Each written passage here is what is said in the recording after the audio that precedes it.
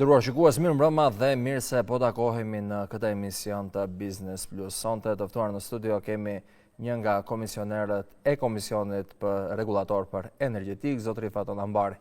Përshëndetje dhe mirë se erdhët në studion e Business Plus. Përshëndetje dhe faleminderit për mundësinë e dhënë për këtë komunikim me shikuesit e televizionit tuaj. Zotëri Ambari, të fillojmë këtë intervistë me atë që ditëve të fundit, mos themi ndoshta edhe përgjatë muajit janar, qytetarët janë ankuar për faturat larta, ka patur disa ankesa. A ka të bëjë kjo me atë që u rrit energjia elektrike për ambistrit rreth 1%, vendimi i cili u mor më parë, apo ka të bëjë me diçka që absolutisht nuk ju takon juve dhe i takon ndoshta furnizuesit universal? Lidhur me këtë pyetje, duhet bëjmë një elaborim pak më të detajuar, që të jetë edhe më e qartë dhe më e kapur për shikuesit e televizionit. Nga 1 shtatit vitit 2022, Komisioni Regulator i Energjetikës ka aplikuar fasha apo bloqe tarifore sipas kategorive të konsumatorëve. Kjo vlen vetëm për kategorinë konsumatore të tarifës lartë, që të jetë e qartë për shikuesit e këtij televizioni. Më saktë, është parapar që në bllokun e parë tarifor do ketë vetëm 7 kW në ditë, ndërsa në bllokun e dytë tarifor do ketë 14 të tjerë. Faktikisht e themi e potencojmë të tjerë. Faktikisht bloku i dytë përfshin edhe të 7 parë, faktikisht bën diku te 21 kW, 14 plus 7 bën 21, ndërsa dhe bloku i tretë ka edhe 14 të tjerë që bëjnë 35 kW, ndërsa nga konsumi ditor që është mbi 35 kW, e sipër tarifohet në tarifën e 4 ose fashën e 4 tarifore për konsumin në tarifën e lartë. Këtë e potencojmë për arsyen se periudha kohore për cilën përgatitet fatura mund të jetë në interval kohor 30 ditë, por mund të jetë edhe 27, mund të jetë edhe 31, varësisht nga ajo se cilat janë ditët e fundjavës, apo ndoshta ndodhen edhe ndonjë festë shtetërore që është e arsyeshme. Por këtu duhet të potencojmë qartë se opinioni duhet të ketë qartë. Periudha për llogaritjen është 30 ditore në bazë të sistemit tarifor. Që do të thotë, në bllokun e parë, fashën e parë është gjenë 210, kemi fjalën 7 kW herë 30 ditë jep 210. Ndërsa tarifa e dytë është nga 211 gjenë 630, siç e potencuam, është 14 herë 30 që bëjnë diku ke 420 kW, ndërsa edhe tarifa e tretë, bloku i tretë, fasha e tretë, si duan të kuptojnë opinioni, është edhe plus 420 të tjerë. Faktikisht, kjo është ajo intenca që konsumatorët gjenë 1050 kW futen në blokun e tretë. Pse e themi këtë bloku i tretë tarifor? E themi këtë për arsye se blokun e parë tarifor, të dytin dhe të tretin, çmimet janë shumë të arsyeshme nga ajo që janë në blokun e 4 tarifor, që ka një çmim shumë të lartë nga këta 3 bloqet e mëparshme. Mirë, por këtu duhet të potencojmë. Nëse periudha për lexim është 27 ditë, 29 ditë. Atëherë 29 herë 7 do jenë, nuk do të jenë 210, por do të janë 203 në blokun e parë. Ndërsa nëse periudha për llogaritje është 31 ditë, atëherë nuk do të jetë bloku kufiri 210, por do të jetë 217. Kjo do të variojë edhe për bllokun e dytë edhe për bllokun e tretë. Faktikisht edhe një herë përsërisim gjithçka që duhet të kihet parasysh. Bëjmë një thirrje publike që të kenë të qartë mbas kilovatëve 1050 me një fjalë në periudhë kohore 30 ditore, çdo kilovat i harxhuar pas kësaj, mbas këtij me një fjalë këtij konsumimi, më i madh se ky konsumim, tarifohet me një çmim që është shumë i lartë. Edhe prandaj në këtë moment disa abonent familjar kanë marrë fatura në vlera shumë të larta. Normalisht jemi edhe në prag të një sezoni të dimrit, temperaturisht ishin shumë klimatike, ishin shumë të ftohta, kështu që edhe është bërë edhe konsumi i energjisë elektrike. Por të kthehemi te ajo që në pyetjen që e parashtruat. Siç jeni të informuar, Komisioni Regulator për Energjetik pati një komunikim me publikun, një komunikim i cili në mënyrë të detajuar janë të caktuar disa nene, disa paragrafe, të cilat e mbrojnë konsumatorin. Gjatë përpërlimit të sistemit tarifor, ne kemi parapar këta se do ndodhin ndonjë, në rast se këto ndodhin që të kemi më të qartë në momentin kur kemi një ndryshim të çmimit. Siç është rasti konkret në fund vit ose në fillim të muajit shtat, siç bëhet ajo 2 herë në vit, siç është procedura. Në këtë periudhë duhet të ketë Komisioni Regulator për Energjetik. Në atë komunikim me opinionin, e theksoj që neni 10, paragrafi 7 i sistemi tarifor që është aktual, decid e thekson se të gjitha ata abonentë familjar që kanë marrë faturat energjisë dhe është fakturuar konsum për herë të parë në bllokun e 4. EVN Home, si furnizues i shërbimit universal, është i detyruar të korrigjojë faturat e energjisë elektrike dhe të bëjë një shpërndarje adekuate në bazë të historiatit të përllogaritjes 3 mujore. Faktikisht të jetë më e qartë, fillimisht edhe çdo abonent familjar duhet të adresohet te furnizuesi i shërbimit universal me marrjen e faturës. Në qoftë se sheh që ka arritur deri në bllokun e 4, fashën e 4 tarifore. Nga përgjigja që do marr, pozitive apo negative, atëherë ai bashkë me faturën, bashkë me përgjigjen që mori nga furnizuesi i shërbimit universal dhe nga parashtresa që ka bërë për ankesë në në EVN Home, këtë dokumentacion nuk ka ndonjë formular të posaçëm, mund të drejtohet deri te Komisioni Regulator për Energjetik si organ autoritet dytësor i cili merret me ankimimin e abonentëve familjar. Pse tani ka një qasje thon po pse direkt nuk duhet ta ankimohemi te Komisioni Regulator. Pasi që duhet keni një përgjigje edhe të furnizuesit universal dhe pastaj të bëni një krahasim me ato se çka janë përgjigjur ata dhe shihni se kush ka drejt ndoshta. Po, nga eksperienca e mëparshme, gjykata administrative në një ankimim të viteve të shumta përpara ka vendosur, është një qasje e tyre që fillimisht duhet ai që e jep shërbimin të bën ankimimin, ndërsa ne si autoritet dytësor pastaj jemi në nivelin që japim përgjigje. A ka pasur këtë periudhë, të flasim për periudhën janar-dhjetor, ankesat qytetarët të cilët kanë marrë përgjigje nga furnizuesi universal dhe janë ankimuar deri te komisioni të cilin jeni ju komisioner? Në fakt, jo se ka ndonjë rritje nga viteve të mëparshme për të njëjtën periudhë. Nëse bëjmë një historiat të asaj se si kanë qenë këta ankesat, është një ankesë në suaza të normales. Mirëpo normal që dhe si rezultojnë ankesat e tyre në fund me përgjigje nga Komisioni Regulator për Energjetik? Abonentët familjar faktikisht nëse i ndjekin këta hapa, këtë procedurë, siç e theksova më lart, normalisht tani marrin edhe përgjigje nga furnizuesi i shërbimit universal dhe tani do i adresojnë kërkesën e tyre, ankimimin e tyre deri te Komisioni Regulator për Energjetik. Pranë Komisionit Regulator për Energjetik është një komision i veçantë i cili merret me ankesat dhe parashtresat e qytetarëve edhe në këtë rast abonentëve familjar për konsumin e energjisë elektrike dhe natyrisht me një analizë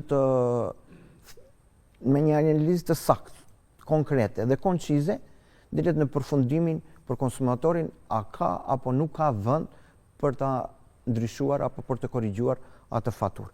Në këtë rast unë dua të theksoj edhe një diçka tjetër që është e një rëndësie shumë të veçantë.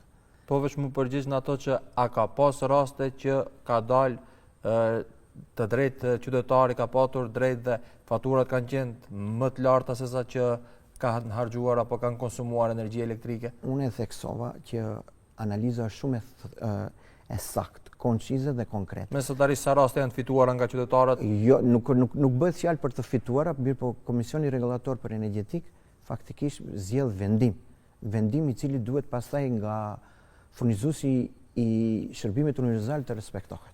Edhe ka patur edhe raste që konsumatorët kanë qenë të drejtë dhe pastaj nuk kanë paguar faturën e radhës. Normalisht i duhet të bëhet korrigjimi në bazë të asaj që thekson Komisioni Regulator i Energjetikës. Sa janë rastet, a ka rastet shumë të kështu që... Të shumta... Dhe cila është arsyeja më pas? Pse vjen deri tek rritja e faturës pasi që... Pikërisht këtu desha, intenca ime do të jetë këtu. Furnizuesi i shërbimit universal në bazë të rregulloreve dhe bazë të sistemit tarifor që është aktual, e ka për detyrë të paktën një herë në 3 muaj të bën lexim fizik të matësve të energjisë elektrike. Faktikisht në mënyrë i bën diku ke 4 herë në vit, të paktën.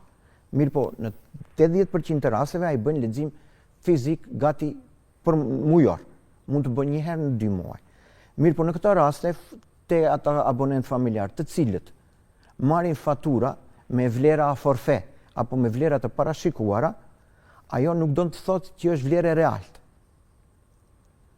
Pastaj ajo edhe muajin e dytë mund të merr përsëri një fatura forfet me këta vlera parashikuese dhe në muajin e tretë kur bëhet leximi fizik, atëherë bëhet se fatura është reale. Mirë, po ndodh në të shumtën e rasteve që faturat të jenë shumë në vlera më të larta nga ajo që janë parashikimi, faktikisht del që parashikimi nga ana e furnizuesit të shpërndarjes të shërbimit universal të mos janë të sakta. Në këtë mënyrë unë bëj thirrje të gjithë abonentët familjar, pasi tani të gjithëve na prek në xhepin ton, në ekonominë ton, duhet të jemi pak edhe më koshient. Furnizuesi i shërbimit universal ofron mundësinë që në web faqen e tyre të japim vetë konsumatori abonenti familjar gjendjen momentale në matësin elektrik. Shikon ti e din që parafërsisht je në javën e 2 të leximit, edhe shikon që në një kohë periudhën nga data në përmend 8 deri në 14 të atij muaji përkatës, sheh që matësi inkasatori nuk bën lexim fizik, ke mundësinë që vetë të japish ata të dhënat. A mund ta bësh për shembull këtë procedurë mujore, ta fusësh shifrat të cilat janë në fillim të muajit dhe pastaj të vendosësh sa ke harxuar në fund muajit dhe të del fatura në bazë të asaj që ke konsumu ti dhe jo në bazë të asaj që duhet mirë një mesatare bazë 3 muajve të fundit pa prezencë fizike të atij i cili duhet të matë orat. Në këtë rast unë dua të them që në rastin e leximit fizik, në këtë rast duhet ta theksojmë edhe këtë, në rastin e leximit fizik me prani fizike ata furnizuesi i shërbimit universal ka një pajisje e cila pastaj vendoset në matësin elektrik. Ajo i jep historiat për 15 muaj se çka ka ndodhur më përpara, nga momenti përveç gjendjes faktike në moment, ai mund të jep historiat edhe si ka qenë gjendja para 15 muaj. Është një raport shumë i detajuar dhe nga aty mund shihet se parashikimi ka qenë për shembull në suazat më të larta ose më të ulta nga ajo se çka ke harxuar. A janë aq të moralshëm dhe të ndershëm kompania nga furnizuesi universal që pasi që të shef atë matje apo retro të kthehet në 15 muajt e fundit dhe t'ja ul qytetarit faturat pa u ankuar? Në fakt, siç e theksova edhe më parë, ai bën lexim është i detyruar një herë në 3 muaj. Nuk ka nevojë të kthehet 15 muaj. Se një herë në 3 muaj është i detyruar të bëjë lexim. Kështu që ai kthehet 3 muaj. Edhe kur bëhet ankesa, faktikisht duhet bëhet ankesë, duhet bëhet ankimim. Nuk është se ai në mënyrë automatike software-i i atij do të bëj atë, me një fjalë korrigjimin e faturave, duhet ankimim. Ankimim nga ana e abonentit familjar. Në rregull, atëherë të fillojmë. Do kisha edhe një pyetje për atë që kishte disa ankesa të llojit që një muaj kishin pasur ndërprerjet e energjisë elektrike dhe kanë vazhdu faturat të vinë në shifra prej 9.000-10.000 euro. Ndërkohë që një muaj nuk ka konsumu fare energji elektrike, pasi që ka pasur ndërprerjet e energjisë elektrike në disa rajone në vendin tonë. Po, kjo është ajo që të theksova më parë, ata janë përgatitur fatura forfet, fatura me parashikim, ndërsa faturat me parashikim ka disa kriteriume se si i përllogaritën furnizuesi i shërbimit universal, prandaj i ftojmë të gjithë ata abonent familjar të ndjekin këtë procedurën të cilën ne e komunikuam me opinionin publik dhe pastaj do shihet edhe do marrin përgjigjen e duhur. E filluam me pyetjen se a u rrit çmimi për shkak të rritjes 1% që u vendos vitin e kaluar apo thjesht nga këto fatura a forfet, e cila po del që më shumë po bie barra mbi faturat a forfet se sa nga rritja e energjisë elektrike. Sa herë në vit shikohen bilancet e operatorëve të cilët janë pjesëmarrës në çmimin përfundimtar të energjisë elektrike për konsumator? Për se të përgjigjem në këtë pyetje do bëj një shtesë të kësaj. Do them që me 31/12 faktikisht startoi nga 1/1/2025 startuan çmimet e reja.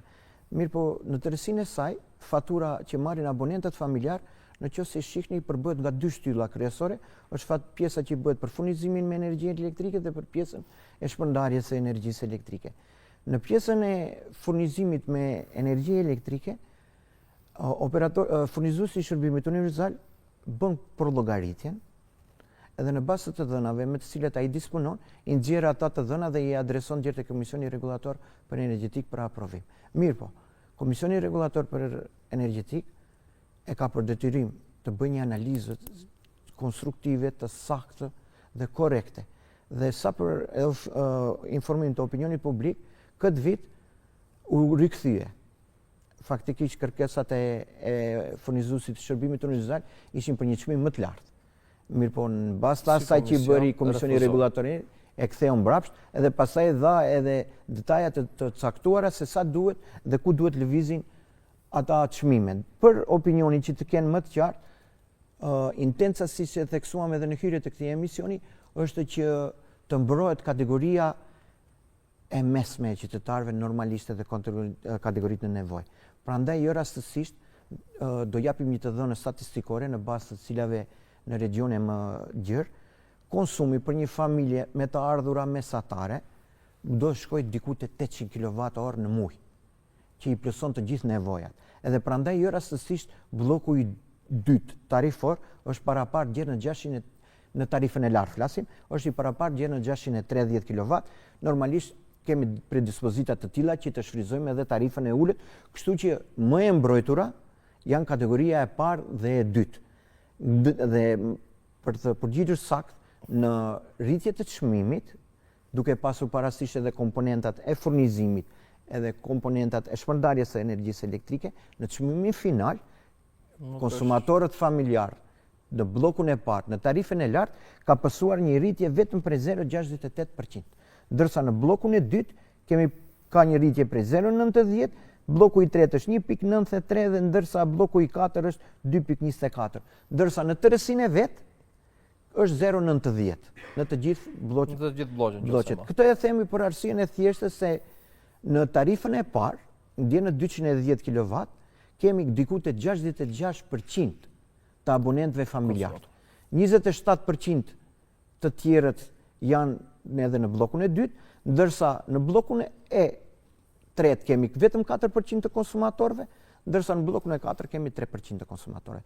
Faktikisht rritja është në këto suaza, është rritje siç e theksuam. Pastaj varësisht se sa konsumon, pastaj duhet 10% dhe do të rritet më shumë çmimet. Normalisht tani nuk mund të bëjmë një parantezë të asaj se ndryshojnë kushtet. Kemi kushte klimatike, kushtet shoqërore, kushtet ekonomike që ndryshojnë në kryesorja çmimi i energjisë elektrike u rrit në këto përmasa që theksuan. Është kërkuar nga furnizuesi universal që të ketë çmim, e përmendët dhe vetë, të jetë çmimi më i lartë, mirë po pas rishikimit të Komisionit Rregullator për Energjetik, ajo nuk u pranua nga furnizuesi universal që të rritë çmime dhe pastaj më duket ndodhi edhe ulje e çmimit. Do shkojnë në rishikim edhe u dhanë edhe udhëzime se në cilat përmasa duhet të jetë rritja. A rishikohen balancet e këtyre kompanive, do thotë edhe a u tolerohet ndoshta një marrë fitimi kushtimisht thënë sikur të mos keq përdoret apo cila është kompetencia e Komisionit Rregullator mbi këta tre operator? Në fakt çmimi i energjisë elektrike si procedurë e rregullt bëhet 2 herë në vit. Një herë bëhet në fund të gjashmujorit, ku gjashmujorit të parë, i cili vlen pasaj nga një shtati në 31-12 dhe rishikimi i dytë bëhet në fund të vitit dhe ai aplikohet nga një i pari në 36 të vitit përkatës. Në këto kohë kur bëhet ky rishikimi, bëhet një rishikimi plot i bilanceve faktikisht të gjendjes të çdo kompanie. Bëhet të gjithë të hyrat kostot operative të tyre, operacionale. Shihet çmimi blerës me të cilën gjeneruesi ose prodhuesi, kompania shtetërore, Elektranat e Maqedonisë së Veriut, do ja shesin çmimin furnizuesit të shërbimit universal. Faktikisht është një mori dokumentash të cilat njësitet, shërbimet të cilat janë pranë Komisionit Rregullator të Energjetikës, i analizojnë dhe pastaj vinë në përfundimin e tyre se cila do të jetë rritja, por edhe cila mund të jetë edhe ulja. Këtë pse them edhe ulja? Po ja, tani pak më parë theksuam që në tërësinë e saj fatura pati vetëm 0,68 ose 0 varësi të blloqeve, 0,9 në tërësi. Ndërsa për pjesën e shpërndarjes kemi patur një ulje për këtë vit të çmimit të energjisë elektrike diku te 7%, sepse ka qenë 2.30, ndërsa tani është 2.14. Kjo është nga ajo që rrjedh që shështova më parë, bëhet një analizë e thurur, atje e saktë dhe konstruktive dhe korrekte. Për shkak të krizës, të pandemisë, por edhe krizës energjetike globale, cila ndodhi në vendin tonë, ajo që sa do pak ndikonte në xhepin e qytetarëve ishte edhe pjesa e tarifës lirë. Ajo anulua dhe kur pritet që qytetarët të mund të shfrytëzojnë tarifën e lirë? Gjatë ditës. Po. Në fakt, nga 12-2020, ose më konkret, nga 1/1/2023, veç më është pjesë përbërëse tarifa e lirë në orarin nga ora 13 deri në ora 15 çdo ditë. Faktikisht është veç më aplikohet ajo gati 2 vite dhe është intenca tani që të fitojmë edhe 1 orë tjetër. Edhe 1 orë. Ndërsa pranë Komisionit Rregullator të Energjisë ndiqen këta intenca, ndiqen bursat të energjisë elektrike, siç janë ajo referente HUPEX dhe ata të regionit, dhe me një analizë më të saktë do dalim shumë shpejt. Komisioni Rregullator i Energjetikës ka apo nuk ka hapësirë që të ketë edhe 1 orë shtesë me tarifën e lirë gjatë orareve faktikisht që janë aplikuar më përpara 13-16 apo do jetë 12-15 do shihet, por Komisioni Rregullator për Energjetik për këtë do dalë me një analizë ku do të thirrin të gjithë operatorët energjetik. A vazhdon prej orës 22? Ajo nuk diskutohet, ajo nuk ka qenë ndërprer asnjëherë, nga ora 22 deri në ora 07 të nesërmen dhe të dielën gjithë ditën. Faktikisht 24 orë ose më saktë nga shtunë në ora 22 deri të hënën në ora 7 në mëngjes kemi është tarifa e lirë. Faktikisht. E përmendët edhe çmimin referues në berza në HUPEX. Sa nesi shtet, sa nesi kompani shtetërore i ndjekim këta berza dhe kur a furnizohemi çdo herë, do thot me çmime më të lirë të mundshëm për të furnizuar qytetarët, pasi që e dim se ndonjëherë bie bara edhe e vetë kompanive shtetërore që në pjesën kur çmimi është shumë më i shtrejtë duhet paguhet në tarifë të lirë, dhe a funksionon kjo, do thot si një traditë që duhet të ndjeket apo duhet të ndryshohet ndoshta metodologjia për të përzgjedhur furnizuesit, për të përzgjedhur edhe nga ku blejmë energji elektrike dhe të kemi një çmim më stabil dhe më konstant. Për të arritur këtë, duhet të kemi një autonomi të plotë për furnizimin e energjisë elektrike, të mos varemi nga importi. Dhe prandaj këto vite është bërë një boom i vërtet në instalimin e impianteve fotovoltaik. Por opinionin të japë një informatë të saktë, gjatë vitit 2024 çmimi referent vjetor që operonte në bursën referente HUPEX është diku këte 100 euro për megawatt. Ndërsa të gjithë jemi ne të vetëdijshëm dhe e njohur që gjeneruesi, prodhuesi, kompania Elektranat e Maqedonisë së Veriut ja japi me një çmim këtë vit 62 euro megawatt furnizuesi të shërbimit universal. Faktikisht është një çmim që është shumë herë më i lirë nga ai që është aktual në tregun e bursës së energjisë elektrike. Pavarësia ka një trend në rritje, një boom të vërtet edhe në vitin 2023, por edhe në 2024. Komisioni Rregullator për Energjetik ka dhënë licenca për kompanitë të cilat vetëm injektojnë faktikisht energjinë e prodhuar nga impiantët fotovoltaik. Sa përqind të tregut e përfshin prodhimet vendore dhe sa kapacitet importojmë ne për energji elektrike? Pasi të dhënat për vitin 2024 janë në përpunime sipër. Do i referohen 2023. Në vitin 2023 ka qenë një vit do thoja shumë i suksesshëm, pasi kemi importuar vetëm 2-3% të energjisë nga jashtë. Edhe ato për konsumator. Po, flasim për konsumatorët, abonentët familjar. Faktikisht është një arritur, është një dhënë solide, duke patur parasysh historinë e viteve të më përpashme. Kompanit, a mund të furnizojnë nga operator në tregun e lirë dhe cila është procedura për të furnizuar nga operatorët në tregun e lirë? E keni fjalën për furnizim me energji. E keni fjalën për biznesin e vogël, biznesin e madh. Patjetër, për kompanit, po, si biznese, jo si kompani të energjisë elektrike. Për një qartësi.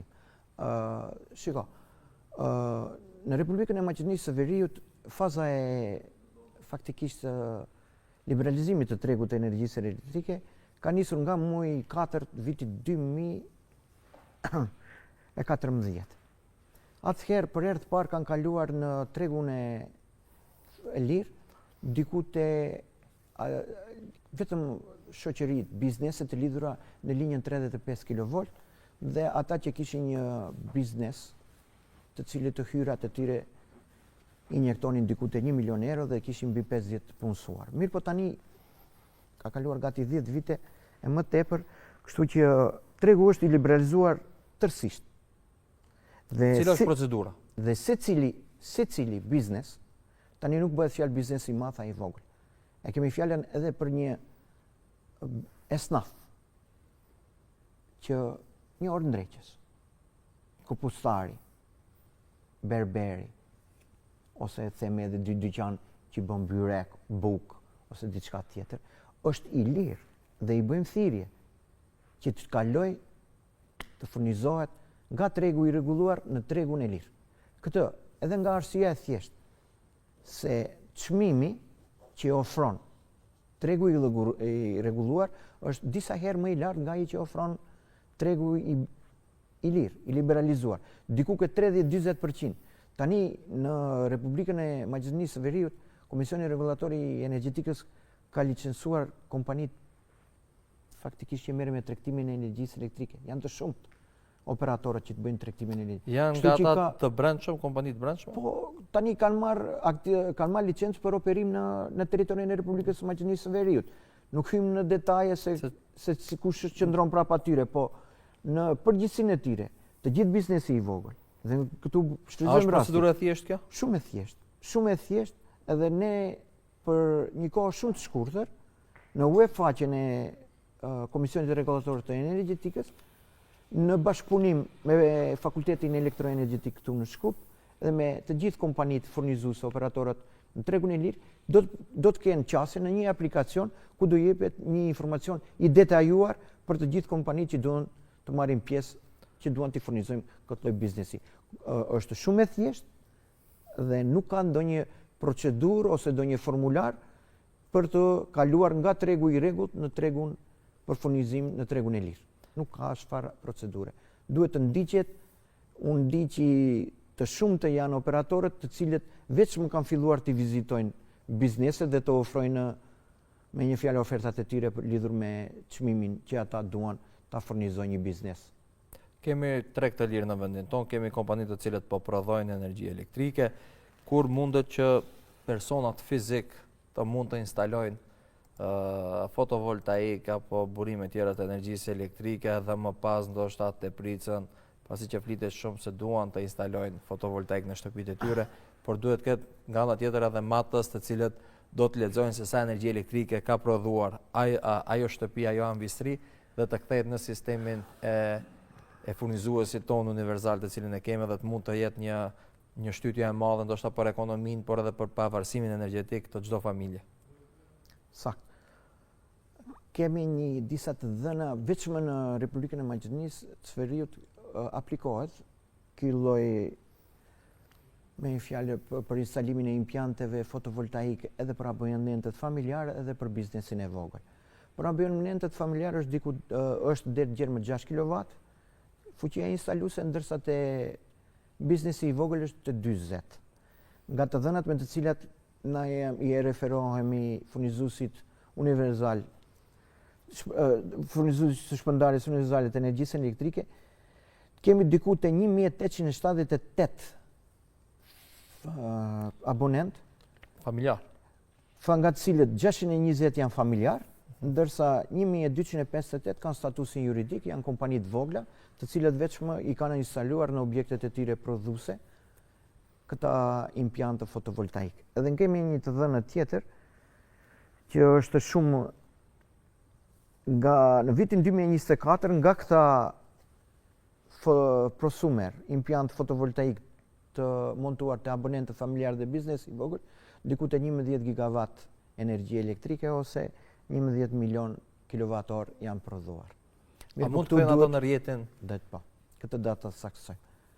Shiko, në qëllimi i kësaj nisme është që jo që të përfiton abonenti familjar, që ta shes energjinë që e prodhon. Po të prodhoj aq sa të fitoj, sa të bëhet gjigande në energjetike. Shiko, po pse të mos kontriboj në ulje të çmimit? Sakt. Shiko, për momentin, edhe në pyetjen që parashtrove, në vetë momentin kur ai aplikuesi, abonenti familjar, veç më ka instaluar impiantin fotovoltaik, ai paraqitet pranë furnizuesit të shërbimit univerzal. Edhe ai matësi i cili është një kahësh në këtë moment, sepse ai mat vetën energjinë që ti thith nga sistemi, ajo është i detyruar faktikisht të montoj rrymë-matës të ri, i cili është 2 kahësh, edhe do të ketë edhe njësinë matë se matën energjinë që ti e injekton në rjet, edhe energjinë që e merr nga rjeti. Mirë po, në këtë rast duhet të kemi të qartë që ajo energji që ti në moment e prodhon dhe e shfrytëzon, ajo faktikisht është një dobi shumë fitimpruse për vetë atë që e ka montuar, ai abonent familjar që e ka montuar atë impiant. Sepse çmimi faktikisht është disa herë që lëvizën në kuptimin, disa herë është fitimi. Prandaj intenca është e këtyre prosumerëve, të abonentët familjar, që ajo energji të harxhohet, të konsumohet, e jo të injektohet në rjet. Dakord, nuk mundemi tani të gjitha atë energji që e prodhojnë në moment edhe ta shfrytëzojmë. Ajo duhet të injektohet në rjet. Mirë po, në procedurë sipër, për një kohë shumë të shkurtër, do ketë edhe matës 2 kahësh. Jo, aja ka vetëm matësin 2 kahësh. Edhe e din operatori furnizuesi i shërbimit univerzal, e din sa ka injektuar në rjet, edhe sa ka dhënë ka marrë nga rjeti. Dhe ai pastaj në një periudhë 3 mujore është i detyruar që të bëjë faturë edhe për energjinë e injektuar nga ana abonentit familjar në tregun në rjetin e shpërndarjes. Dhe pastaj ka një vlerë financiare të cilën ka një procedurë, ka një modalitet, ka një çmim të përcaktuar prej më përpara, dhe pastaj faturën e merr abonenti familjar. I paguhet. Për energjinë që ka injektuar. Pastaj ka për atë që ka injektuar në rjet. Dhe për atë faturën e merr ai, merr 4 faktura në vit. Për ata të cilët kanë të instaluar. Kanë injektuar energji në rjet. Do të 4 herë në vit mund të marrin. E marrin veç. E marrin veç. Veçmë e marrin. Ata që kanë të instaluar. Kuptohet se ai që është procedurë e thjeshtë kjo për të instaluar fotovoltaikët dhe a janë të kapshme ose të mundshme për gjithë ato të cilët i kanë edhe mundësitë financiare, pasi që është edhe e kushtueshme ajo. Në radhë të parë duhet këtu të bëjmë edhe një apel, të japim një udhëzim. Nuk është e thënë që të gjithë të instalojmë 6 kW. Sepse pak më parë theksova, nuk është qëllimi që ne të injektojmë, të japim energji në rjet, të fitojmë. Qëllimi është që kërkesat, nevojat e tua janë për 3 kW. Atëherë se instalo 3 kW. Nuk pëse pse të kish në shpenzim të vendosësh 6 kW, kur edhe fasaj edhe cost benefiti jot është i më mirë nëse injekton aq sa e ke konsumin. Kështu që është një apel të bëhet një analizë saktë. A mund të rregulloj tregun e energjisë elektrike kjo instalimi këtyre fotovoltaikëve 6 kW? Marr parasysh kompanitë të cilët prodhojnë, pasi që sigurisht nga një anëvistri do të jetë shumë më i lirë çmimi të cilin do ta paguajnë furnizuesi universal nga një kompani energjetike e cila është fitimprurse ose duhet fitojë më shumë. Është një pyetje të cilën është më mirë të përgjigjen kompetentet që janë në këtë rast eksponentët e furnizuesit të shërbimit universal. Mirë po në web faqen e tyre kemi një hartë interaktive ku mund të shikohet A ka mundësi apo nuk ka mundësi? Faktikisht nuk është problemi që vetëm ta vendosim. Ajo duhet të futet në rrjet. Pastaj përveç rrjetit të shpërndarjes, kemi probleme pastaj edhe në rrjetin e transmetimit. Kështu që janë disa komponenta që duhet të rishikohen dhe prandaj për këtë më mirë të drejtohen te furnizuesi i shërbimit universal para se të marrin një iniciativë të tillë për të instaluar. Apo subvencionohet akoma energjia elektrike për kategoritë e ndjeshme sociale? Po shiko, ishte fatura 1.000 denar diçka u subvenciononte ata të cilët janë pjesë. Këta ditë u doli në opinion publik që qeveria aktuale do subvencionoj për kategoritë në nevojë. Shtresat në nevojë, një diku te 1.000 denar në një periudhë kohore të caktuar një limit, po edhe në qeveritë më përparme ka pasur kështu. Por duhet të theksohet kjo që janë këta subvencionime për kategorinë në nevojë, shtresat në nevojë. Nuk është për të gjithë kategoritë e konsumimit të abonentëve familjar, duhet të theksohet qartë. Vetëm për shtresat në nevojë. Patjetër edhe një pyetje e cila ka të bëjë me një kategori të përgjegjësisë Komisionit Rregullator për Energjetik, e cila ka të bëjë me është shtyllë e obligimet Komisionit furnizimi i sigurt dhe cilësor për konsumatorët e energjisë elektrike. Çka nënkupton kjo si përgjegjësi dhe cilat janë drejtat e qytetarëve për të shfrytzuar këtë përgjegjësi të Komisionit Rregullator për Energjetik? A nënkupton kjo furnizimi me energji elektrike në bazë të 230 volt furnizim, të cila është proporcionale me rregullat, me standardet, pastaj sa mund të jetë shkyqja nga energjia elektrike e një anvistrie dhe a mund të jetë më e gjatë apo më e shkurtër se një periudhë e caktuar. Komisioni Rregullator i Energjetikës, nëse e shihni gjithë e përdorim këtë termin Komisioni Rregullator i Energjetikës, mirë në fakt ai është edhe i shërbimeve të ujit dhe i mbetjeve urbane në Republikën e Maqedonisë. Faktikisht është një gamë e gjerë e aktiviteteve të cilat janë Komisioni Rregullator i Energjetikës dhe i shërbimeve të ujit dhe i mbetjeve urbane që i ka përgjegjësitë vet. Përpos energjisë elektrike, Komisioni Rregullator cakton edhe çmimin e derivateve të naftës. Cakton edhe çmimin e ujit, të cilat ndërmarrjet publike komunale ua faturojnë pastaj abonentëve familjar. Për ujin do të flasim në herë tjetër me në rast kur do të kemi minutazh më gjatë, pasi që edhe ujin qytetarët më shumë janë tu e blesë, janë tu e pi prej burimeve të shtetit. Në rastin konkret, Komisioni Rregullator i Energjetikës faktikisht për këta punët është niveli i tensionit në nivelin e duhur. Gjitha këta duhet paraprakisht të adresohen te furnizuesi i shërbimit universal. Pastaj nëse ka edhe institucione të tjera në vend, të cilat merren me këtë problematikë, ndërsa ankimimin mund të adresojnë edhe në Komisionin Rregullator, i cili pastaj i kanalizon në për institucionet e duhura këta procedura për të marrë të dhëna të sakta dhe konsumatori do të ketë informacionin e plot. Dje nënshkruat edhe një memorandum bashkëpunimi me rregullatorin grek. Çka do të janë përfitimet nga i bashkëpunim? Po, saktë të martën faktikisht Komisioni Rregullator i Energjetikës ka nënshkruar një memorandum bashkëpunimi me Komisionin Rregullator të Energjisë Greqisë. Por në këtë rast ne duhet të theksojmë se Komisioni Rregullator i Energjetikës në Republikën e Maqedonisë së Veriut ka bashkëpunim gati me të gjithë komisionet në regione më gjerë. Ndërsa për rastin konkret, siç e dini edhe opinioni publik, Greqia është vend antar i Bashkimit Evropian edhe shkëmbimi i idejave, mendimeve, projekteve, përvojave do të ndihmojnë shumë në atë që ne të realizojmë ata direktivat të cilat na i ka. Mos kishte ndonjë bashkëpunim në aspektin e gazit, pasi që edhe kjo do ndihmoj pak në stabilizimin e tregut të energjisë. Atje janë hapur faktikisht shumë tema të cilat gjithmonë janë në interes të qytetarëve.